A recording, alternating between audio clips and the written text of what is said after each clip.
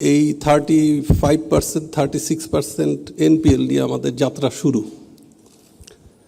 So শুরু থেকে আমাদের যেটা চেষ্টা ছিল সেক্টরটাকে স্টেবিলাইজ করা প্রথম, তারপরে রিক্যাপিটালাইজ করা, এটা হচ্ছে নিয়ম যেটা, সেটাই আমরা করার চেষ্টা করছি। এর মধ্যে স্বাভাবিক নিয়মেই অনেক রকম, তো সোশ্যাল মিডিয়াতে গুজব, প্রথম গুজব ছিল সম্মিলিত ইসলামী ব্যাংক নিয়ে, যে সম্মিলিত ইসলামী ব্যাংকের কার্যক্রম বোধহয় বন্ধ হয়ে গেছে এই সরকার আসার পরে। আমি কয়েকটা টাইম লাইন বলতে চাই, একটু সময় নিচ্ছি, মাননীয় অর্থমন্ত্রী যদি অ্যালাউ করেন।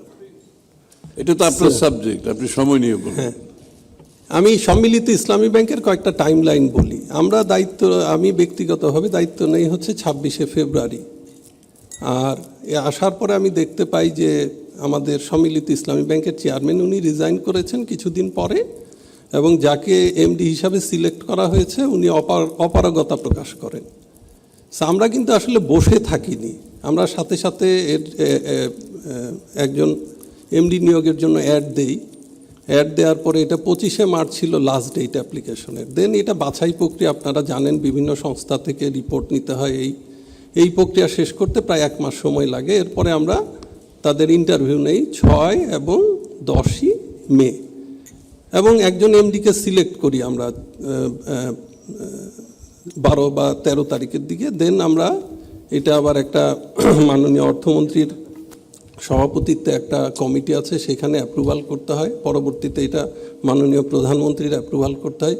এই প্রক্রিয়াগুলো আমরা শেষ করতে করতে মের শেষে আমাদের এই প্রক্রিয়াটা শেষ হয়। একইভাবে আমাদের যে সম্মিলিত ইসলামী ব্যাংকের বোর্ডও গঠন প্রক্রিয়া করতে কিছু সময় লাগে, এবং ইসলামী ব্যাংক, সম্মিলিত ইসলামী ব্যাংকের বোর্ডের আমরা আসার পরে যে সভা, যিনি চেয়ারম্যান যাকে নিয়োগ দেওয়া হয়, উনি গত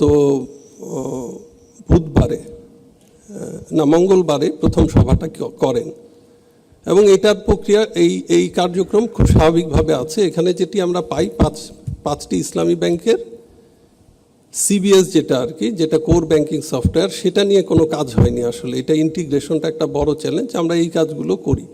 সো আমরা ভিতরে বিআরডি আমাদের ডিপার্টমেন্ট যেটা, ওরা এই কাজগুলো এগিয়ে রাখে, এবং আপনার আগামী কয়েক সপ্তাহের মধ্যে দেখতে পারবেন যে এর কার্যক্রম কিভাবে দ্রুততার সাথে ইনশাল্লাহ আগায়। সো আমাদের প্রথম দরকার, একই কথা বললাম, স্ট্যাবিলিটি। ইসলামী ব্যাংকের ক্ষেত্রেও একটা গোষ্ঠী অভিযোগ করছে যে অবৈধ হস্তক্ষেপ করা হচ্ছে। ইসলামী ব্যাংকে আমরা এসে একটি বোর্ড পাই, যেই বোর্ডটি অন্তর্বর্তী সরকার কর্তৃক গঠিত। এখানে 5 জনের একটি বোর্ড ছিল। এর মধ্যে একজন সদস্যের ব্যাপারে কিছু অনিয়মের অভিযোগ আসে, আমরা তাকে বদলাই হচ্ছে মার্চ মাসের 16 তারিখে।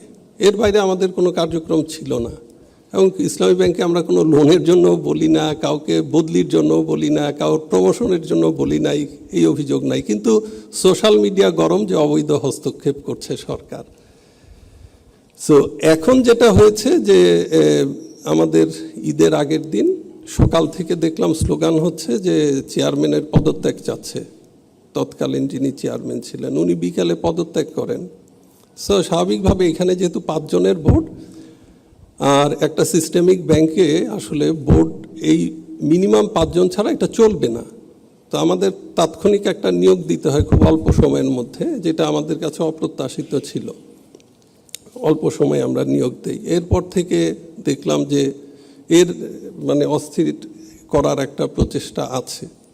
সো আমরা আশা করছি যে বাংলাদেশ ব্যাংকে আমাদের কিছু নিয়ম কানুন আছে, কিছু টুলস আছে, সেই টুলসগুলো আমরা প্রয়োগ করব আগামী কয়েকদিনের মধ্যেই। এটাতে আমার মনে হয় না যে যারা আমানতকারী তাদের কোনো অসুবিধা হবে।